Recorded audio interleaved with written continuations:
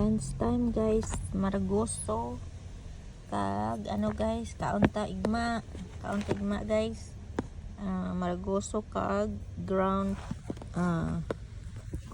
beef ang lunch natin talad guys sa ano natin baon. Yan ang ground beef, nilagay ko siya sa thermos kaya mainit pa yan. Medyo mainit pa guys kaya naka-thermos man ako o thermos.